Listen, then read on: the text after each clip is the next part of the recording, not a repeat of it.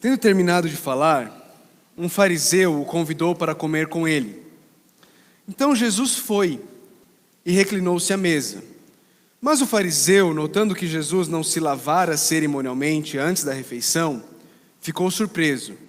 Então o Senhor lhe disse: vocês, fariseus, limpam o exterior do copo e do prato, mas interiormente estão cheios de ganância e de maldade. Insensatos! Quem fez o exterior não fez também o interior? Mas deem o que está dentro do prato como esmola, e verão que tudo lhes ficará limpo. Ai de vocês, fariseus, porque dão a Deus o dízimo da hortelã, da arruda e de toda sorte de hortaliças, mas desprezam a justiça e o amor de Deus. Vocês deviam praticar estas coisas sem deixar de fazer aquelas. Ai de vocês, fariseus, porque amam os lugares de honra nas sinagogas e as saudações em público. Ai de vocês, porque são como túmulos que não são vistos, por sobre os quais os homens andam sem o saber. Um dos peritos na lei lhe respondeu: Mestre, quando dizes essas coisas, insultas também a nós. Quanto a vocês, peritos na lei, disse Jesus, ai de vocês também, porque sobrecarregam os homens com fardos que dificilmente eles podem carregar, e vocês mesmos não levantam nenhum dedo para ajudá-los. Ai de vocês, porque edificam os túmulos dos profetas, sendo que foram os seus próprios antepassados que os mataram. Assim, vocês dão testemunho de que aprovam o que os seus antepassados fizeram. Eles mataram os profetas e vocês lhes edificam os túmulos. Por isso, Deus disse em sua sabedoria: eu lhes mandarei profetas e apóstolos, dos quais eles matarão alguns e a outros perseguirão. Pelo que esta geração será considerada responsável pelo sangue de todos os profetas, derramado desde o princípio do mundo, desde o sangue de Abel até o sangue de Zacarias, que foi morto entre o altar e o santuário. Sim, eu lhes digo, esta geração será considerada responsável por tudo isso. Ai de vocês, peritos na lei, porque se apoderaram da chave do conhecimento. Vocês mesmos não entraram e impediram os que estavam prestes a entrar. Quando Jesus saiu dali, os fariseus e os mestres da lei começaram a opor-se fortemente a ele e a interrogá-lo com muitas perguntas, esperando apanhá-lo em algo que dissesse. Vamos orar?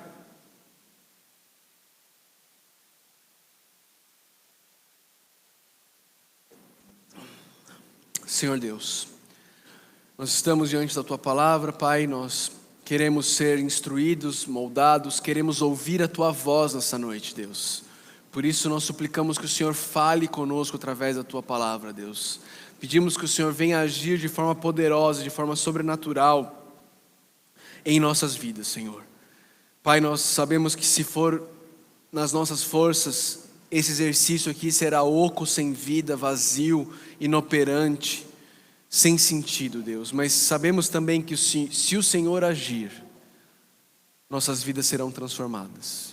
Se o Senhor agir, a nossa mente será conformada à Tua mente, Deus. Se o Senhor agir, ideias equivocadas serão corrigidas. Se o Senhor agir, vidas serão salvas, eternamente salvas. Se o Senhor agir, por isso nós suplicamos, vem e age no nosso meio, Pai, por favor. Em nome de Cristo Jesus. Amém.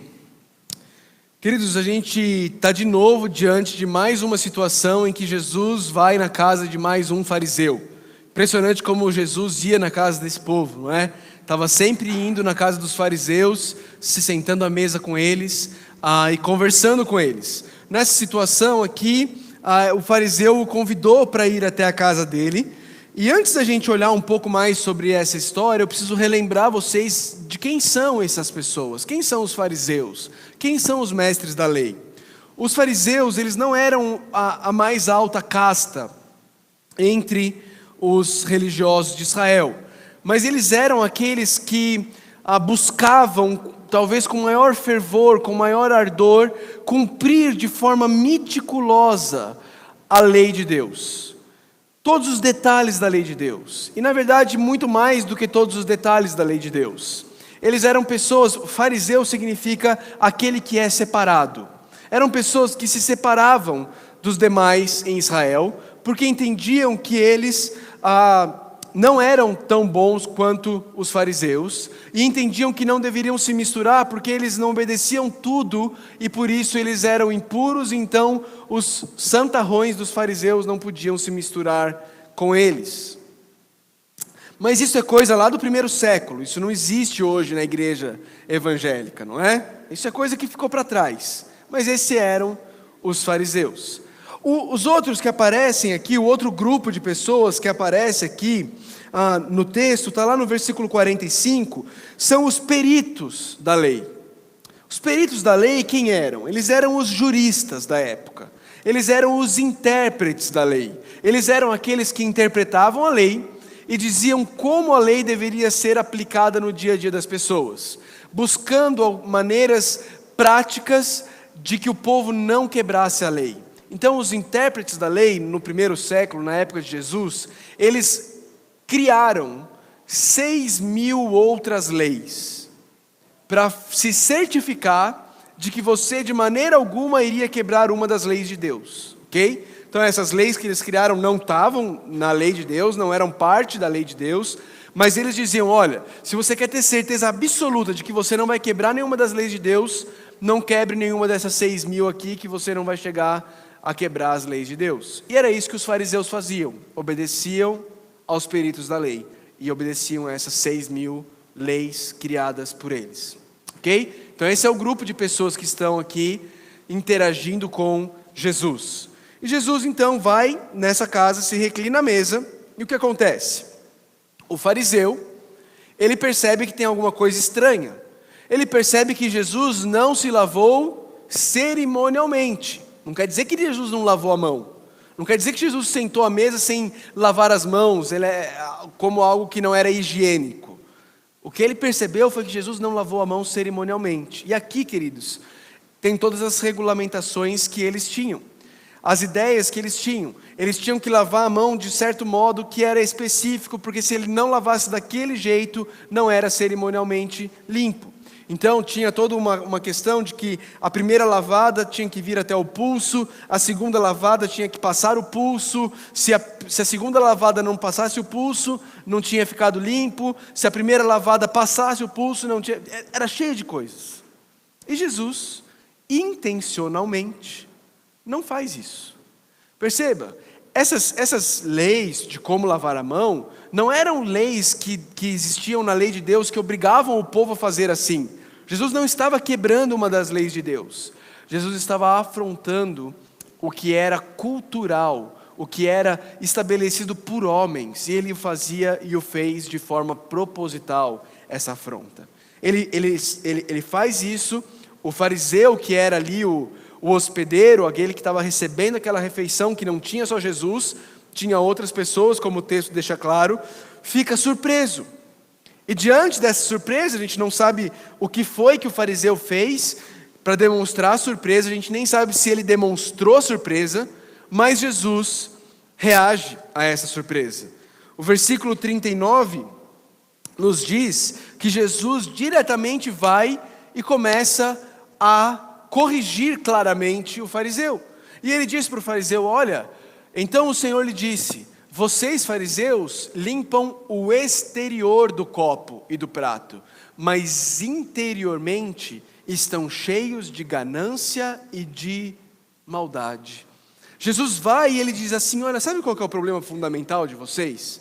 O problema fundamental de vocês é que vocês estão preocupados com coisas externas e vocês ignoram o interior. Vocês estão preocupados com ações, com atitudes externas, mas dentro de vocês está cheio de ganância e de maldade.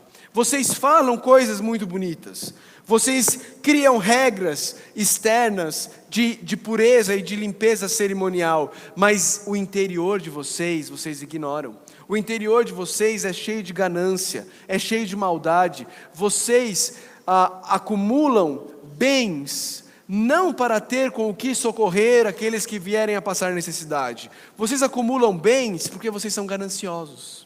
Vocês acumulam bens porque vocês querem se certificar que se acontecer alguma coisa vocês vão ter para vocês mesmos e não para o próximo. Vocês são cheios de ganância e vocês são cheios de maldade. Essa é a palavra de Jesus. Essa palavra, dura essa palavra. Mas, queridos, como é oportuna essa palavra? E aqui eu preciso deixar claro que ela é oportuna, porque eu e você não podemos olhar para os fariseus de cima para baixo. Eu e você não podemos olhar para os fariseus e falar assim: esse pessoal é terrível mesmo. Nossa, como eles não conseguem entender a graça de Deus.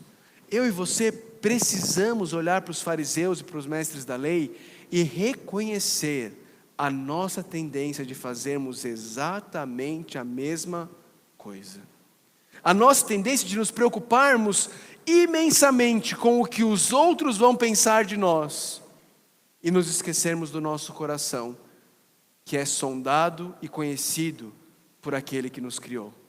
Nós nos preocupamos com o que as criaturas pensam, então nós aparentamos piedade, nós falamos bonito, nós agimos exteriormente como se fôssemos puros, nós nos preocupamos em manter as regras e os padrões de boa conduta, mas nós não lidamos com o que está lá dentro. Nós estamos apenas preocupados com questões exteriores e nos enganamos, e enganamos a nós mesmos. E Jesus faz questão de deixar isso claro, mostrando que existe um Criador que sonda o coração. Ele diz para esses fariseus no versículo 40, insensatos, quem fez o exterior não fez também o interior? Aquele que fez e conhece o seu exterior não fez e não conhece também o que vai lá dentro, o coração. Jesus, em outra passagem, se não me engano no Evangelho de Mateus, ele diz que o que contamina o homem não é o que entra, mas é o que sai, é o que está lá dentro, é isso que contamina o homem. Jesus está querendo mostrar para eles, olha, vocês estão preocupados com a aparência, vocês estão preocupados com a religiosidade, vocês estão preocupados com o que os outros vão pensar, e vocês se esquecem de que o Criador criou o teu interior, Ele conhece o teu coração, Ele conhece os teus pensamentos, Ele conhece a ganância e a maldade que existe dentro de nós, Ele conhece os nossos juízos, Ele sabe como muitas vezes nós olhamos para os outros, achando que nós somos melhores do que eles, porque nós não fazemos isso ou aquilo externamente, mas está lá dentro, e a gente não trata, a gente não limpa, a gente se contenta em passar um vernizinho por fora, e ficar bonitinho diante dos homens, mas quando começa a chegar nas questões internas do nosso coração, quando começa a chegar nas paixões, nos desejos que habitam dentro de nós, quando as perguntas, o que é que você quer, o que você deseja, qual é o seu maior anseio, são trazidas, a gente fecha, a gente não quer tratar essas coisas. A gente se contenta com o verniz, com a máscara, com a aparência. Jesus está dizendo, olha, aquele que criou o exterior, Ele fez também o interior, Ele conhece. E aí ele diz para os fariseus, mas deem o que está dentro do prato como esmola, e verão que tudo lhes ficará limpo. A ideia que Jesus está querendo trazer aqui é, olha, Deus não está preocupado com as suas atitudes externas, Deus está preocupado com o teu coração. As tuas atitudes externas, se elas não forem um transbordar de um coração transformado, elas não valem de absolutamente nada. Absolutamente nada. Se você for para o Antigo Testamento, por exemplo, e olhar para o que o profeta Oséias falou, lá em Oséias capítulo 6, versículo 6, o profeta diz, pois desejo misericórdia e não sacrifícios, conhecimento de Deus em vez de holocaustos.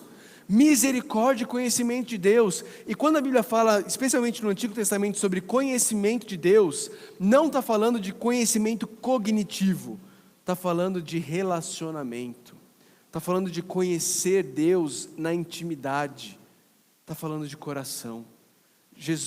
Oséias fala isso, Jesus está dizendo, olha, Deus está procurando o que está dentro de você. Ele está procurando o teu coração, Ele anseia pelo teu coração. Entregue o teu coração nas mãos de Deus, deixa Deus transformar o teu interior. E aí, como consequência disso, o teu exterior vai ser transformado. Mas enquanto você se preocupar com o seu exterior, antes de ter o interior transformado, não vai valer de nada. Vai ser trapo de imundícia, como diz Isaías. Vai ser sem vida e vai ser mal cheiroso, porque não vale de nada. Jesus está nos alertando. Deus está procurando adoradores que o adorem em espírito e em verdade. Isso é uma questão de coração. Não é uma questão de exterior. É uma questão de coração. Dada essa palavra introdutória, assim, calminha, que Jesus deu para com o fariseu, né, bem tranquila, ele começa uma série de 3 ais aos fariseus. 3 ais. 3 sequências em que Jesus vai dizer para ele: olha, coitados de vocês, cuidado vocês. 3 ais que ele traz para os fariseus. Ele diz assim: ai de vocês fariseus. Por quê? Primeiro, porque dão a Deus o dízimo da hortelã, da arruda e de toda sorte de hortaliça, mas desprezam a justiça e o amor de Deus. O dízimo da hortelã, o dízimo da arruda, por exemplo, não eram dízimos que eram obrigatórios na lei de Deus. Eram dízimos que eram trazidos e ensinados pelos mestres da lei, naquelas 6.000 leis.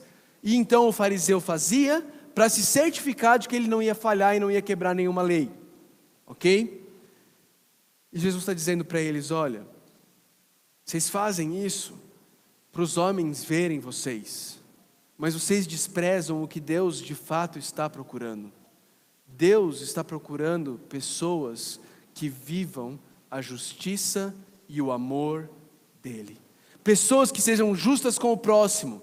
Pessoas que entendam e busquem o bem do próximo. E queridos, aqui nós precisamos trazer isso para nós. Nós precisamos pensar em como muitas vezes nós caímos nesse mesmo erro. Nós damos o dízimo como se aquilo fosse uma obrigação que nós temos que cumprir com Deus. E uma vez feito isso, resolvido o nosso problema com Deus por aquele mês.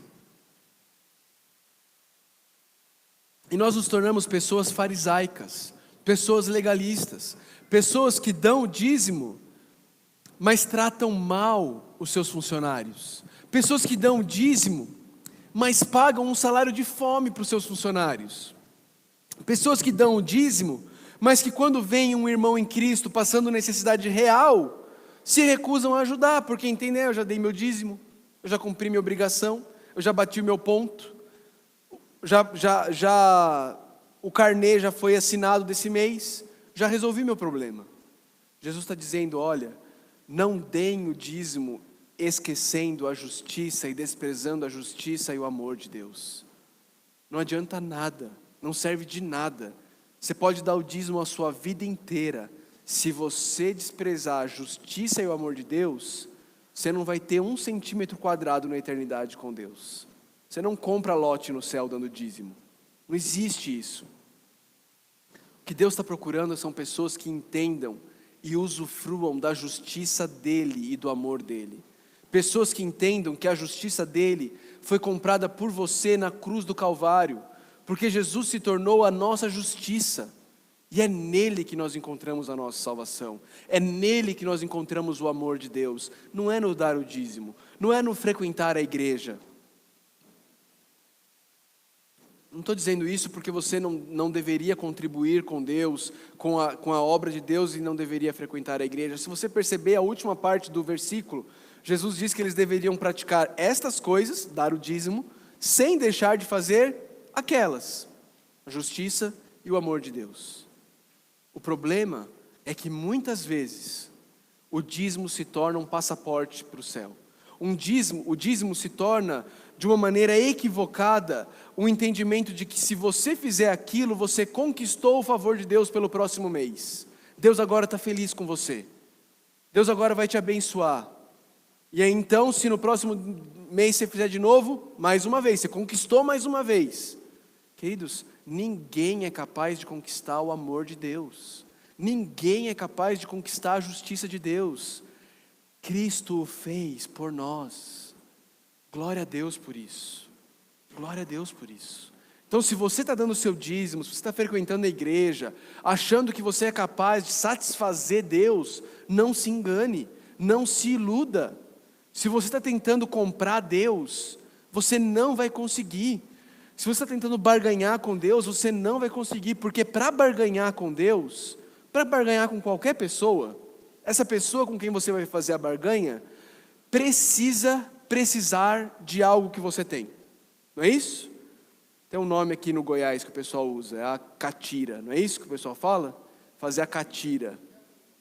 Gambira, obrigado. A gambira.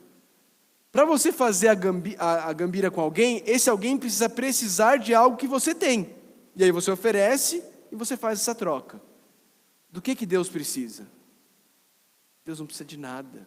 Você não pode comprar Deus. Você não pode barganhar com Deus. Essa talvez é a má notícia. Você é incapaz. Mas a excelente notícia é que Jesus já fez isso por nós. Ele já pagou o preço. A justiça de Deus está disponível. O amor de Deus está disponível para todos aqueles que creem em Jesus. Não viva como um fariseu. Se você tem vivido como um fariseu, achando que você vai ser capaz de agradar e comprar o favor de Deus, com dízimo, com oferta, com o seu comportamento, a palavra que Jesus tem para você nessa noite é: ai de você. Ai de você. Mas tem um segundo ai para os fariseus. Ai de vocês, fariseus, porque amam os lugares de honra nas sinagogas e as saudações em público. O que é isso? As sinagogas, queridos, eram lugares de reunião que surgiram no período do exílio do povo de Israel. O povo de Israel foi levado cativo para a Babilônia, e lá eles não tinham o templo para adorar ao Senhor. Então eles criaram sinagogas, lugares de reunião, onde os judeus iam, e onde eles recitavam a lei de Deus, e eles assim tinham o momento deles de comunidade, de espiritualidade diante do Senhor. E depois do exílio isso continua, as sinagogas continuam existindo. Jesus frequenta sinagogas, ele vai à sinagoga, ele lê a lei. Pelo menos a gente tem relato disso nos evangelhos, de Jesus indo às sinagogas e lendo a lei. E lá nas sinagogas existiam, as pessoas se assentavam, mas existiam alguns lugares de honra, onde pessoas ficavam, pessoas destacadas da comunidade ficavam, atrás daqueles que estavam lendo e aplicando a lei de Israel. E ali eles eram vistos. E ali eles reagiam com caras e bocas às leituras, às aplicações da lei de Israel, diante do povo que ouvia a leitura e a aplicação. Jesus está dizendo: ai de vocês, porque vocês amam esses lugares de honra. Mas como eu disse, esse tipo de coisa é algo que do primeiro século. Isso não existe mais entre o povo de Deus. Essa necessidade de honra, essa necessidade... existe? Não é? Queridos, ainda hoje, nós encontramos esse tipo de coisa. Encontramos, até simbolicamente, né, em cadeiras especiais, para pessoas especiais, em lugares especiais, dentro da reunião do povo de Deus.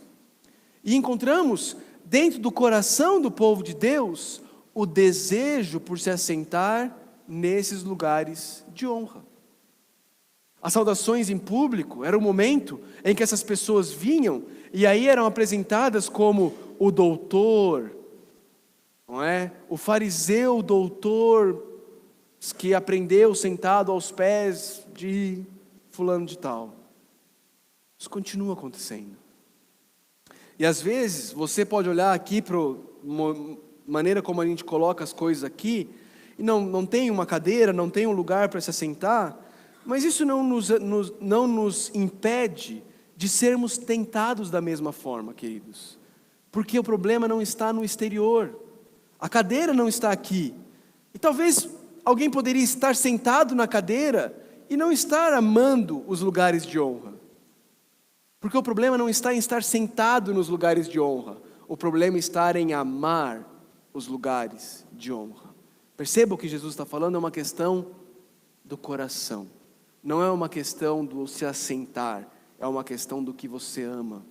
E talvez você esteja convivendo nessa comunidade de fé que não tem uma cadeira de lugar de honra, mas você também pode ser tentado a amar os lugares de honra, a amar o ser reconhecido na igreja, a amar o ser amigo de fulano e de beltrano, a amar o ter acesso a fulano, ciclano ou betrano, o amar a ser elogiado pelo que você faz. Isso pode estar dentro do teu coração. E você vai estar caindo na mesma tentação dos fariseus, mesmo não tendo cadeira. Porque o problema não é a cadeira. A cadeira é só um símbolo. O problema é o meu e o seu coração.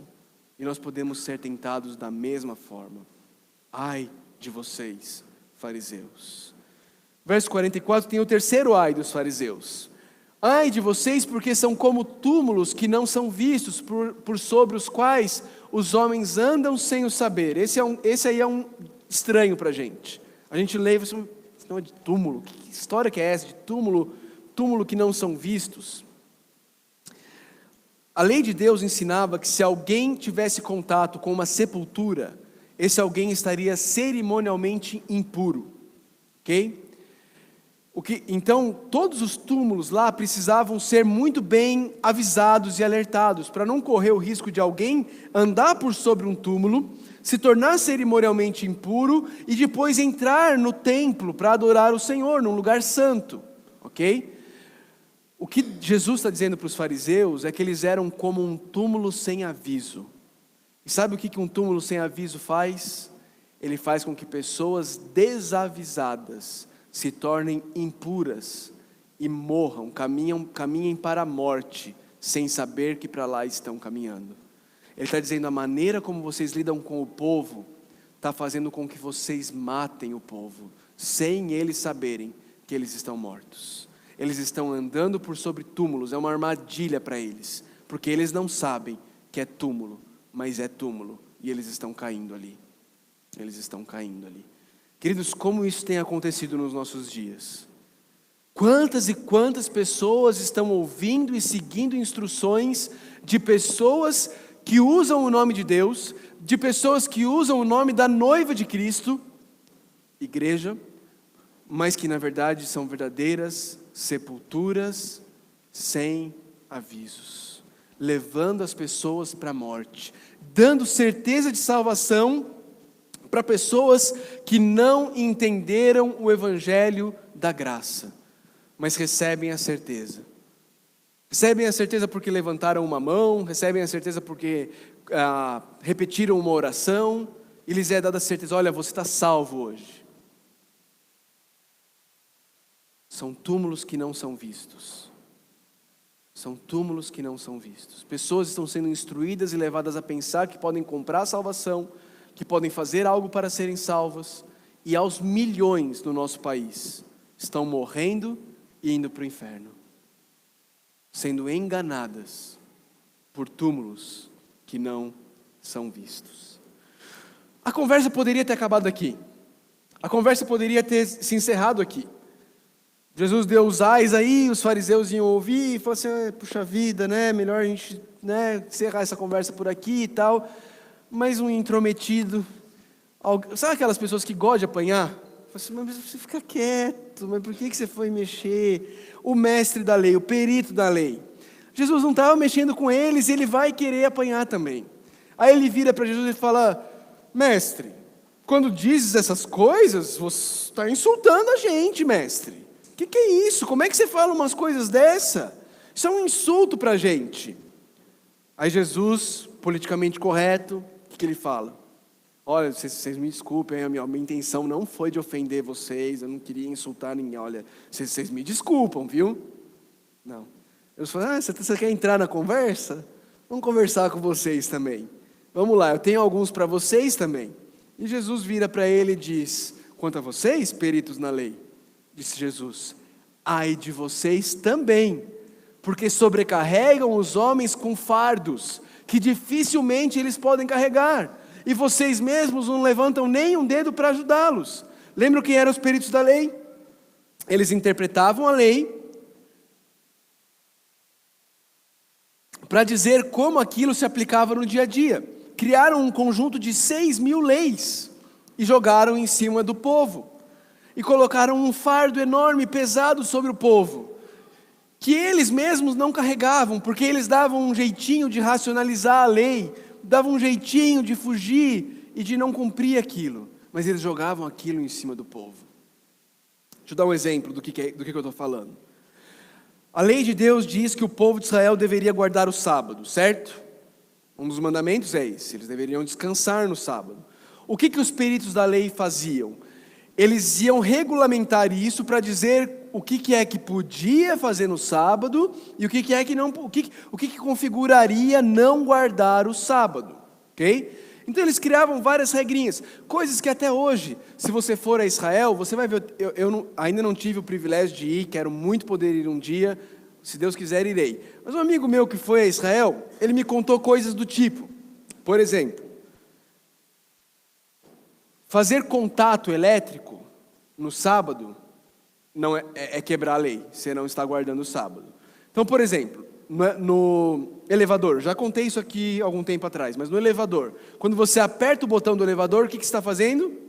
Dando um contato elétrico ali, ok? Você faz tem um nome técnico para isso, Thiago, me ajuda aí, é contato elétrico mesmo? Fechou o circuito elétrico? Isso para eles quebrou o sábado. Então, você vai para Israel hoje, no sábado, você chega lá, tem o elevador do judeu e tem o elevador do turista, ok? O elevador do judeu, o que acontece? Ele para em todos os andares, porque o judeu não pode apertar botão. Então você tem que entrar no elevador, você vai no 10º andar, não tem ninguém que vai do 1 ao 9, mas você vai parar do 1 ao 9, só para ver se você está acordado. Não é ninguém ganhou a eleição, não é nada disso, é só o alarme mesmo, viu gente? E ele vai parar do 1 ao 9, até chegar no 10º e aí você sai. E aí o que acontece em Israel? Os judeus, quando precisam pegar o elevador, eles ficam todos esperando um turista aparecer. Porque a hora que o turista aparece e entra no elevador do turista, eles entram tudo com ele. E aí falam para ele, aperta o 3, porque o turista pode quebrar. Então nem aí. E aí eles vão e usam. Era esse tipo de coisa que existia. Eram regulamentos que eram criados, que eram um peso, eram 6.000 pesos nas costas do judeu, do que eles podiam ou não podiam fazer. Mas de novo, queridos, isso não ficou lá atrás. Isso não acontece só com o povo judeu. Quantos de nós criamos regras que não existem na lei de Deus?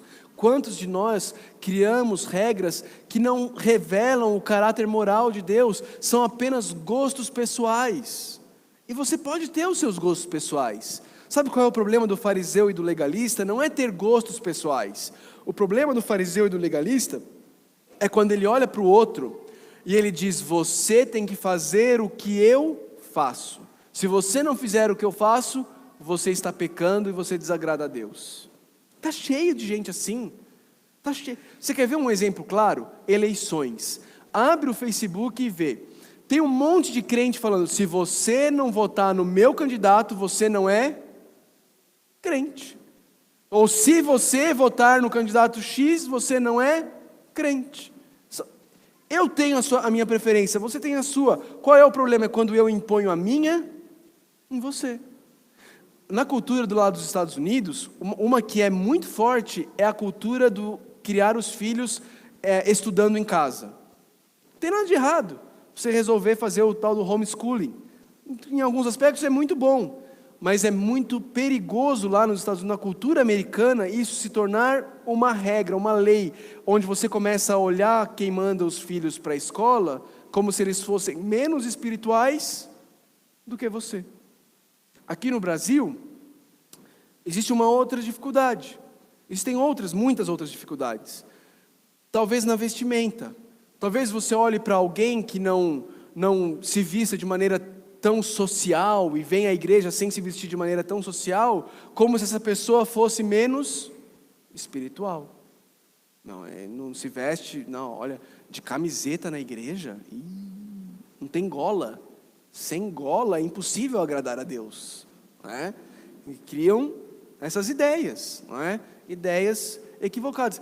O Philip Yancey, ele tem um livro onde ele fala sobre isso. Ele fala sobre uma igreja, não me recordo onde, eu acho que foi na África do Sul, onde o pastor chamou um jovem para ajudar a servir a ceia.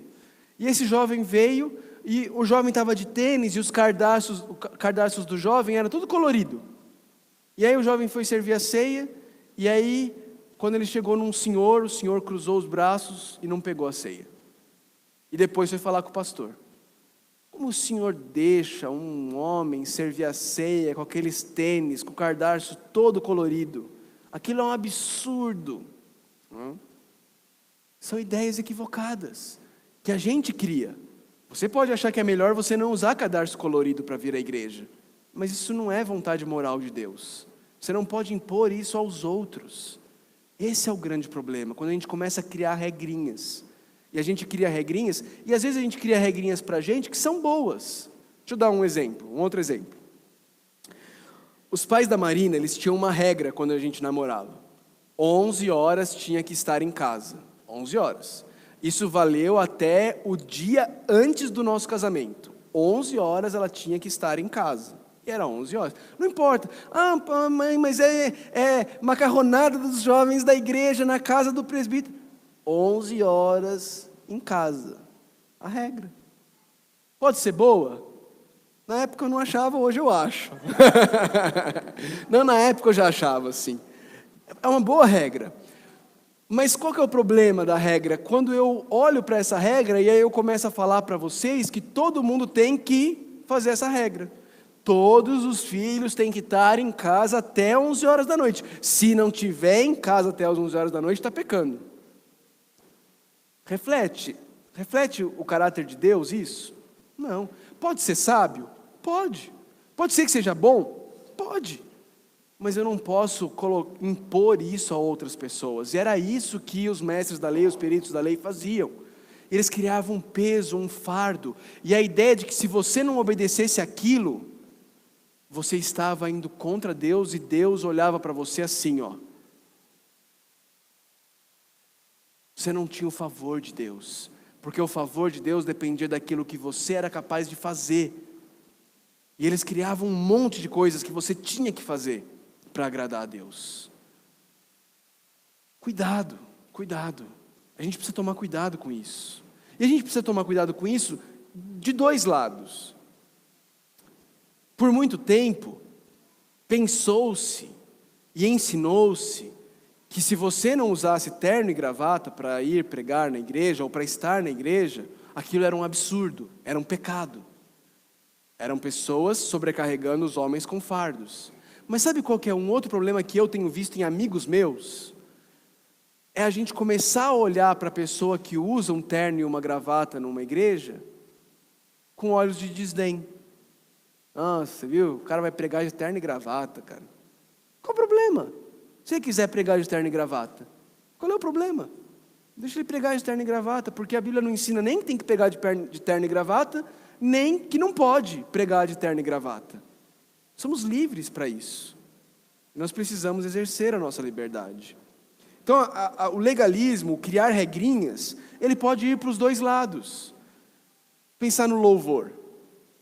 Eu tenho um amigo que a igreja dele só canta hinos e não projeta nada. É tudo aqui a letra dos hinos. Tudo no papelzinho. Canta hinos. Só toca o violão. Aí eu tenho um outro amigo que gosta de louvor contemporâneo e tudo mais. E aí ele fala assim, não, cara, aquela igreja lá, nossa, tá louco. Aquilo lá é legalismo. Só toca hino e só no papelzinho. Não. Se eles preferem cantar e adorar ao Senhor dessa forma, Deus não disse se tem que projetar, se não tem que projetar, quantos anos tem que ter a música para você começar a cantar, quantos anos... A comunidade é livre para entender dessa forma. E eu não posso julgar e colocar esse peso sobre ninguém. Assim como ninguém pode vir e falar assim, se você não canta hinos, você está em pecado. Existe uma corrente no Brasil forte, chamada de neopuritanos, que eles acham que só pode cantar salmos. Só salmos. Se não for salmo, não pode cantar. O O que é isso? É sobrecarregar os homens com fardos. Se eles, na comunidade deles, decidirem cantar só salmos, legal, Deus abençoe. O problema é quando a gente começa a olhar para os outros e dizer que os outros têm que fazer aquilo que nós fazemos. Vou trazer mais um exemplo pessoal. Talvez você acorde todo dia às 5 da manhã para orar e ler a Bíblia. É bom? Bom, graças a Deus por isso. Deus te abençoe. Qual que é o problema? É quando você começa a olhar para quem não faz isso como se fosse menos espiritual do que você. E só acorda às 6:30. Primeira vez que vai ler a Bíblia depois das 11. Porque eu... Percebe? A Bíblia não tem horário. Não diz nada na Bíblia que você tem que orar às 5 da manhã ou às 11 da noite. Fala para a gente orar sem cessar. Fala para a gente buscar o Senhor. Fala das maravilhas da lei de Deus. Mas não tem horário. Tem horário. Ai de vocês, peritos na lei, que sobrecarregam os homens com fardos. E ao invés de serem pastores que ajudam o povo de Deus a cumprir a vontade de Deus, eles eram só pessoas que jogavam a lei e falavam, se vira. Agora vocês se viram. Segundo, ai de vocês para os peritos na lei. Ai de vocês, porque edificam os túmulos dos profetas, sendo que foram os seus próprios antepassados que os mataram. Assim vocês dão testemunho de que aprovam o que os seus antepassados fizeram. Eles mataram os profetas e vocês lhes edificam os túmulos. Por isso Deus disse em sua sabedoria, eu lhes mandarei profetas e apóstolos, dos quais eles matarão alguns e a outros perseguirão. Pelo que essa geração será considerada responsável pelo sangue de todos os profetas derramado desde o princípio do mundo, desde o sangue de Abel até o sangue de Zacarias, que foi morto entre o altar e o santuário. Sim, eu lhes digo, essa geração será considerada responsável por tudo isso. O que quer dizer isso aqui? Resumidamente, rapidamente. Quando eles construíam túmulos para esses profetas, eles o faziam com o intuito de que os profetas não voltassem. Essa era a ideia. A ideia é que se você não construísse um túmulo para o profeta, um dia o profeta iria voltar e iria trazer aquele ensino de novo. E eles queriam se livrar daqueles profetas. Essa era a ideia que Jesus está combatendo aqui. E por isso ele diz que essas pessoas, elas seriam responsáveis por todos. Muitos comentaristas que eu li estudando para essa mensagem, eles dizem que a geração de Jesus é a geração que talvez seja a mais responsável, e é isso que ele diz aqui, por esse tipo de coisa. Porque eles rejeitaram o profeta, o próprio Cristo encarnado entre eles. Mas os mesmos comentaristas também nos alertam para o fato de que eles não tinham algo que eu e você temos, a revelação completa de Deus. Eles tinham o Antigo Testamento e tinham Jesus entre eles, mas eles não tinham o Novo Testamento que eu e você temos. E eu e você precisamos estar atentos a isso. Jesus está dizendo, ai de vocês que desprezam os profetas. Ai de vocês que desprezam os alertas que Deus mandou através dos seus servos, que estão aqui registrados. Ai de vocês, os que olham para as profecias que Deus fez, para os alertas que Deus mandou, e falam, não, Deus não vai fazer isso não. Não tem que se preocupar com isso não. Vamos viver a vida do jeito que a gente acha melhor. Ai de vocês. Por último, o último ai de vocês. Verso 52. Ai de vocês, peritos na lei, porque se apoderaram da chave do conhecimento. Vocês mesmos não entraram e impediram os que estavam prestes a entrar. Aqui existe um alerta forte para os pastores. Aqui existe um alerta forte para todos aqueles que se propõem a ensinar a palavra de Deus. Jesus está dizendo, olha, vocês arrogaram para vocês, como se só vocês fossem capazes de interpretar a palavra de Deus. Como se só vocês fossem capazes de entender a palavra de Deus. Vocês dizem que só vocês têm a verdadeira interpretação e que o povo é incapaz de entender. E com isso, vocês proibiram e tiraram as chaves do conhecimento do povo. Vocês não entendem e vocês não deixam o povo entender. E isso pode ser muito bem aplicado hoje em dia para pastores que pregam só o que gostam de pregar. Pastores que não pregam todo o conselho de Deus, mas pastores que selecionam as partes que lhes interessam. Pregações que são assim: lê o texto, sai do texto, nunca mais volta para o texto. Está privando o povo de conhecer a Deus. Ou então pregações que falam sempre a mesma coisa, sempre falando sobre vida familiar, sempre falando sobre, e não pregam o conselho todo de Deus. O apóstolo Paulo, quando ele escreveu aos Colossenses, no capítulo 1 da carta dele aos Colossenses, no versículo 25, ele diz assim: dela, ou seja, da palavra de Deus, me tornei ministro, de acordo com a responsabilidade por Deus a mim atribuída, de apresentar-lhes plenamente a palavra de Deus.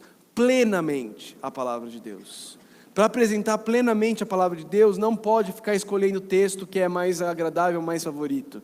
Tem que pregar a Bíblia, tem que abrir a Bíblia e pregar o que Deus está ensinando. E trazer para o povo de Deus o conhecimento de Deus. Tem que dar as ferramentas para o povo de Deus conseguir interpretar a palavra de Deus por si só. Aprender a estudar a Bíblia, a interpretar a Bíblia. Os mestres da lei, eles impediam isso. Esse é um alerta à Igreja Católica Romana também, que arroga para a Igreja a única capacidade de interpretar a Bíblia. A Igreja Católica Romana, isso é parte da doutrina, eu não estou inventando, da doutrina católica, é que a igreja, ou seja, o clero, eles é quem são capazes de interpretar a Bíblia. O povo não. O povo não. Mas isso também é um alerta que nós evangélicos precisamos estar atentos. Porque cada vez mais isso entra no meio evangélico. E aí se você se levanta para falar: pastor, mas isso aí que o senhor está ensinando, não está indo contra essa parte assim da Bíblia? Quem é você para ir contra o ungido do Senhor? A frase mais ridícula e absurda que existe na boca dos evangélicos, não é? Precisamos tomar cuidado com isso. Jesus está dizendo: ai de vocês que impedem as pessoas de conhecer a Deus. Qual que é a continuação? Quando Jesus saiu dali, os fariseus, os mestres da lei, começaram a opor-se a ele fortemente, a ele, e interrogá-lo com muitas perguntas, que eles tinham um propósito em mente: apanhá-lo em algo que dissesse. Eles não se relacionavam com Jesus, eles não perguntavam para Jesus porque eles queriam aprender. Eles perguntavam porque eles queriam pegar Jesus. Eles queriam dar um jeito de achar alguma coisa da qual eles poderiam culpar Jesus. Essa era a realidade. É isso que eles estavam vivendo. Queridos, o que a gente pode aprender com tudo isso? Nós precisamos aprender algumas coisas com esse texto aqui. Primeiro, nós precisamos aprender a importância que Deus dá para o meu e o seu coração. As questões que Jesus trata com os fariseus é mostrando para eles que eles estavam preocupados com o exterior, eles estavam preocupados com a aparência, com coisas externas, com o faço, não faço. E Jesus está mostrando: Deus está preocupado com o seu coração, com o seu coração.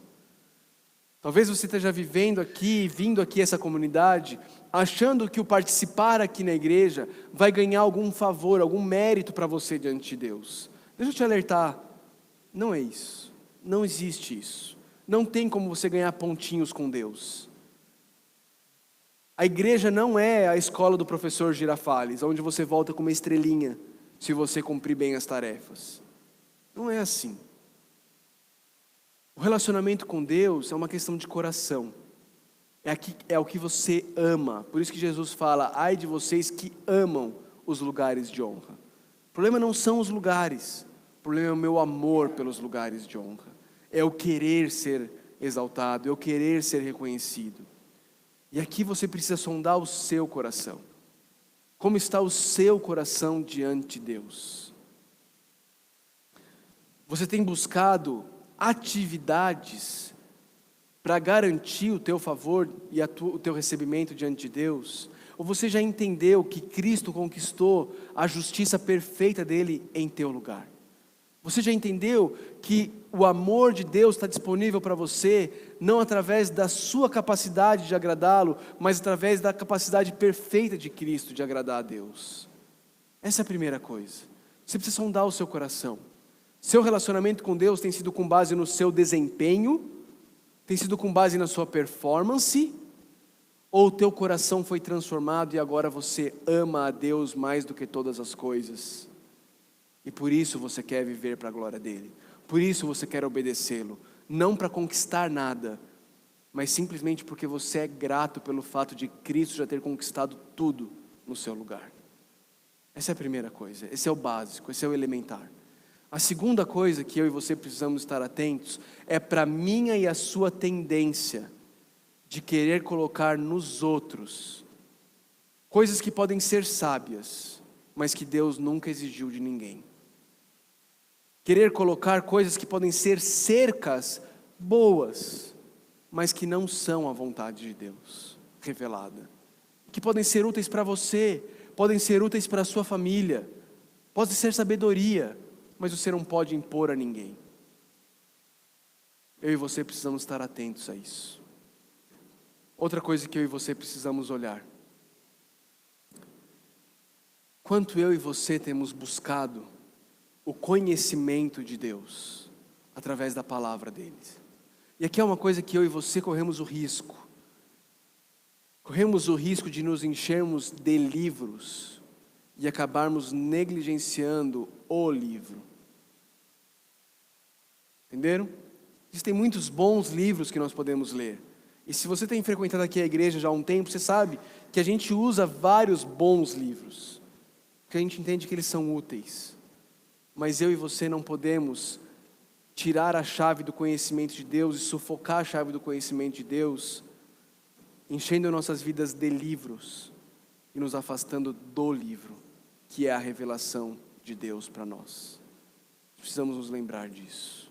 Precisamos nos lembrar disso. Ai de vocês. Ai de vocês. Queridos, graças a Deus, Jesus Cristo morreu na cruz do Calvário. Ele pagou o preço até do nosso farisaísmo. E Ele nos convida a nos arrependermos dele. Pararmos de tentar ganhar o favor de Deus pelo nosso desempenho. Lá em Mateus, Jesus vai dizer para todos nós: venham a mim todos os que estão cansados e sobrecarregados, e eu vos aliviarei. Conheçam de mim, porque o meu jugo é leve e suave. Leve e suave.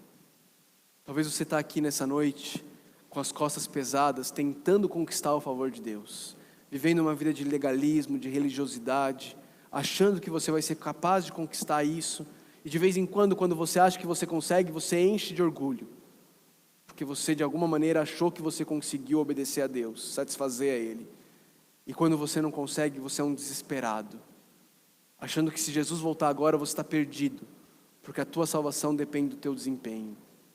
Eu quero te convidar a olhar para a cruz de Jesus Cristo. Quero te convidar a olhar para aquele que veio para limpar o prato e o copo por dentro e por fora.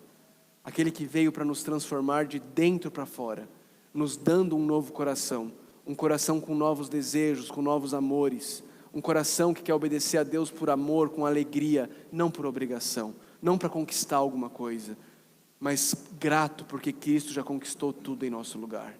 Se você ainda não entendeu isso, não creu nisso, eu quero te convidar a fazer isso nessa noite. A se arrepender do seu legalismo, do seu farisaísmo, da sua religiosidade. Se arrepender de estar tentando conquistar o favor de Deus com base no teu desempenho. Falar para Ele: Deus, me perdoa. Me perdoa. Deus, eu creio no que Jesus fez na cruz por mim. Eu creio que é suficiente. Me ajuda agora a, pelos méritos de Cristo, viver uma vida para a tua glória.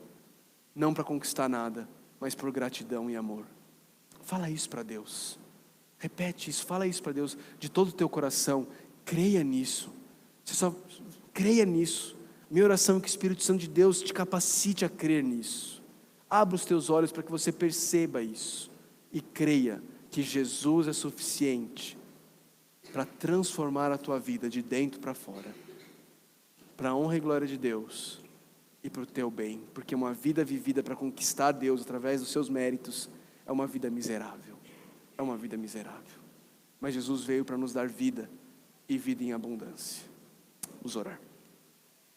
Senhor Deus, nós agradecemos, Senhor, pela Tua graça, pelo Teu perdão. Nós agradecemos porque o Senhor nos transforma. Nós agradecemos porque o Senhor é o nosso Salvador maravilhoso. Nós agradecemos porque se não fosse Jesus Cristo nas nossas vidas, nós estaríamos perdidos, Deus. Eu suplico, Deus, se existe alguém aqui no nosso meio que ainda está tentando agradar o Senhor, conquistar o teu favor através do desempenho, Pai, que o Senhor abra os olhos dessa pessoa, para que ela consiga ver a tua graça, para que ela consiga crer em Jesus Cristo, para que ela consiga olhar para Jesus e falar: Ele é tudo o que eu preciso. Que ela tire o fardo dos ombros, coloque aos pés da cruz e descanse, encontre descanso para a alma dela nos pés do Senhor Jesus, Deus. E então, em Cristo, saia para viver uma vida que agrada ao Senhor por gratidão e amor, não para tentar conquistar nada, Deus. Pai, nos ajuda, nos perdoa do nosso farisaísmo, do nosso legalismo, da nossa tendência a tentar querer conquistar o teu favor, Deus. Nos perdoa. Nós oramos em nome de Jesus. Amém. Vamos nos colocar em pé?